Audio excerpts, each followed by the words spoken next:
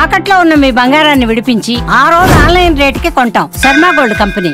నమస్కారం, సుమన్ టీవీకి స్వాగతం. నేను మానస. ఈ రోజు మనతో పాటు ఉన్నారు ప్రముఖ కవయిత్రి, అలాగే విశ్వ నియమాల ప్రచారకురాలు డాక్టర్ లక్కరాజు నిర్మల గారు. వారితో మాట్లాడదాం. అమ్మ నమస్కారం. అమ్మ నమస్తే. అమ్మ, నేను ఇందాక మీతో మాట్లాడుతున్నప్పుడు భార్యాభర్తల గొడవల గురించి విన్నాను. యాజ్ ఏ ఫ్యామిలీ కౌన్సిలర్గా, అంటే చాలా మంది కోర్ట్ కేసెస్లో ఫ్యామిలీ కోర్టులోనే చాలా బిజీగా ఉంటున్నారు, ఎక్కువ కేసులు పెండింగ్లో ఉంటున్నాయి అంటున్నారు. కాబట్టి నేను ఈ క్వశ్చన్ అడుగుతాను.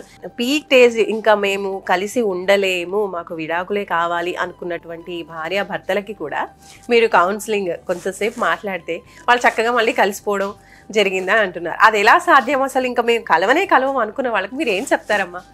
ఎస్, భార్యాభర్తల గొడవలు అడగకే బాబు, నాకు నిజంగా భయం వేస్తుంది బాబు. ఒక అమ్మాయి లండన్ నుంచి ఫోన్ చేసింది, పొద్దున 6 నుంచి రాత్రి 6 వరకు మాట్లాడింది, చెప్తూనే ఉంది. ఇంకొక అమ్మాయి కావలి నుంచి ఫోన్ చేసింది మొన్న, 4:30 నుంచి మొదలు పెడితే రాత్రి 9 వరకు మాట్లాడింది. ఎందుకురా నువ్వు ఇంతగానని చెప్తున్నావు? ఈ భార్యాభర్తల కేసులు నాకు చెప్పకండి అని ఇప్పుడు 5,000 పెట్టాను, 5,000 పే చేయండి, అప్పుడు నేను మాట్లాడతా అంటున్నాను. మరి ఏం చేయాలి తప్పించుకోవడానికి? ఎందుకో చెప్తాను. మీరు భార్యాభర్తలు ఇద్దరి అనుబంధము, ఒక ఫ్యామిలీ కేసు వచ్చింది నా దగ్గర. వాళ్ళు 3 ఏళ్ల నుంచి కొట్లాడుకుంటున్నారు. విడిపోవాలని తెలియదు, కలవాలని తెలియదు.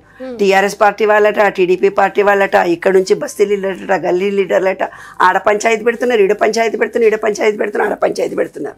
మా ఫ్రెండ్ వచ్చింది, ఒక ఆమె సులోచన అని ఉంటుంది. రా మేడం, మీరు వచ్చి రండి, మా పంచాయతీలు అవుతున్నది, అది ఎక్కడ తెగదు ముడిపడదు, మీరైతే కరెక్ట్గా చెప్తారు, మీరు రండి అని నన్ను తీసుకొని పోయింది. కారులో నేను వెళ్ళాను. అక్కడ ఈడో 100 మంది ఉన్నారు, ఆడో 200 మంది ఉన్నారే బాబు, వాళ్ళు గయ్య గయ్య గయ్య గయ్య గయ్య గయ్య అరుచుకుంటున్నారు. అసలు సంగతి ఏంటా అనుకున్నా. అందరినీ చెప్పిన, చెప్ మాట్లాడ, నన్ను పిలిచినావు కదా, నేను మాట్లాడాలా, మీరు మాట్లాడతారు, చెప్ మాట్లాడ. వీడు గయ్యమంటే వాడు ఇంకోడు అంటుండే, వాళ్ళల్లో ఇంకోడు అసలు ఒకళ్ళకొకడు అన్యోన్యత లేకుండా మాట్లాడుకుంటాడు. వీడేం చెప్పిండు, వాడికి అర్థమవుతుంది, వాడేం చెప్పిండు, చెప్పన్నా. అందరు నోరు మూసుకున్నా. అబ్బాయిని దగ్గరికి పిలుచుకున్నా, అడిగాను విషయం. అమ్మాయిని దగ్గరికి పిలుచుకున్న విషయం అడిగాను. ఇప్పుడు నువ్వు క్వశ్చన్ అడిగిన లోపల వాళ్ళ సంసారం సెటిల్ అయిపోయిందా? యాదగిరిగుట్టలో ఉంటారు వాళ్ళు. యాదగిరిగుట్టలో ఉండే చారి గారని నన్ను పిలిచారు ఆ రోజు. ఇప్పుడు కూడా నమస్తే అమ్మా, జడ్జి గారు నమస్తే, ఇట్లా మొహం చూసి చెప్పేస్తారమ్మా. అట్లా ఎట్లుంది మీ వాక్కుకి అంత శక్తి ఎట్లుంది? అట్లా 45 ఏళ్ళుగా ఫ్యామిలీ కౌన్సిలర్, హైకోర్టులో 10 years లోక్ అదాలత్ మెంబర్ని, ఆత్మీయ మహిళా మండలి, అవాక్ ఎయిర్ ఫౌండేషన్ తరఫున 1000 కేసులు, కోట్ల కేసులు సాల్వ్ చేసిన ఇప్పటిదాకా. అంతమందిని కలిపారు. కలపడం మాత్రమే చేశాను. విడగొట్టడం అనే దానికి ఛాయిస్ ఇస్తాను. ఎందుకు ఛాయిస్ ఇస్తాను తెలిసిన? నేను అడిగేది ఒకటే ఒక క్వశ్చన్ ఈజీగా, శారీరకంగా మీ ఇద్దరికి సాటిస్ఫాక్షన్ ఉందా లేదా? శారీరకంగా ఎప్పుడైతే సాటిస్ఫాక్షన్ లేదో, కోరిక తీరదో, ఈమెకు వల్ల ఆయనకు, ఆయన వల్ల ఈమెకు షాడిస్ట్ మెంటాలిటీ పెరుగుతుంది. మీ వాళ్ళు చీరలు పెట్టలేదంటాడు, ఆ చీరలు పెట్టడం కాదు క్వశ్చను, ఇది శారీరకంగా సంతోష పెట్టట్లేదు అమ్మాయి, అది కారణం ఉంటుంది. శారీరకంగా ఇద్దరిలో అన్యోన్యత కలిసిపోయి కలిసికట్టుగా ఉండాలని వీడికి అనిపించి వాడికి అనిపిస్తే ఈ మధ్యలో ఉండేవన్నీ డ్రామాలే. ఎవరు ఆపలేరు. ఇప్పుడు గొడవ ఎందుకు జరుగుతుంది? అమ్మగోడు మంచోడుగాడు, చీరలు పెట్టలేదా అనేది, మా అత్తిది అనేది, మా ఆడబడిచిది. ఎందుకంటది?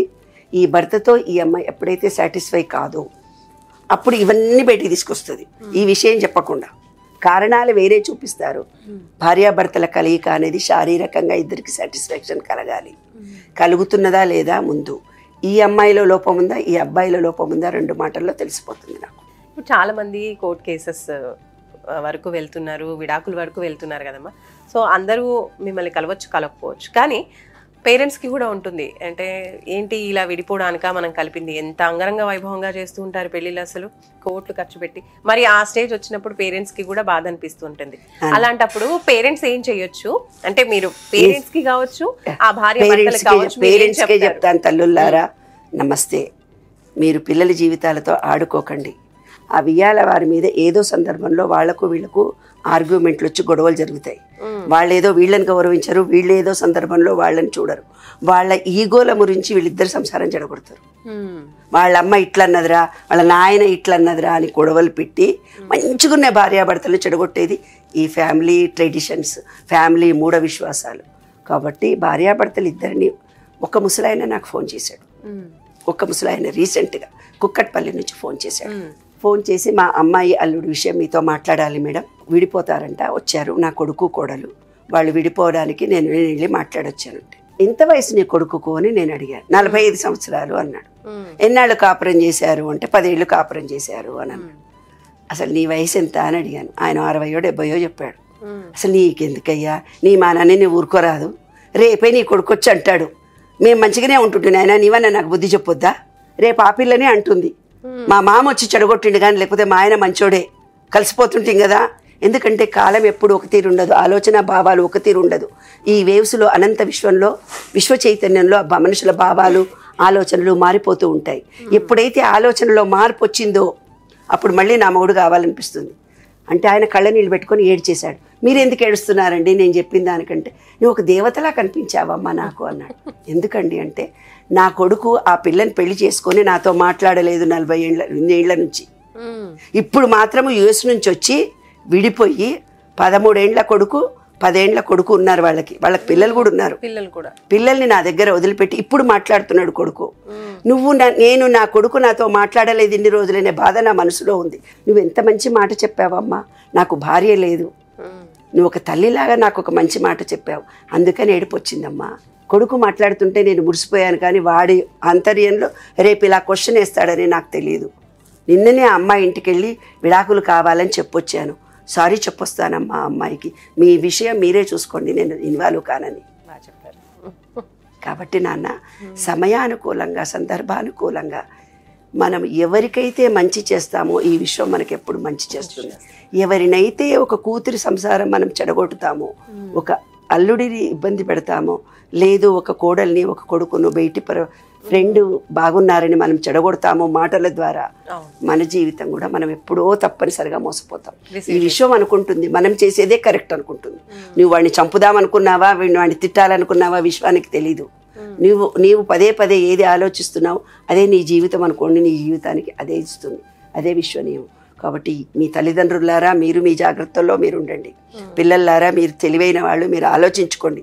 అతనితో జీవితం చాలా కష్టంగా ఉంది, నా ప్రాణానికి హాని, మానసికంగా ప్రశాంతత లేదంటే విడిపోండి.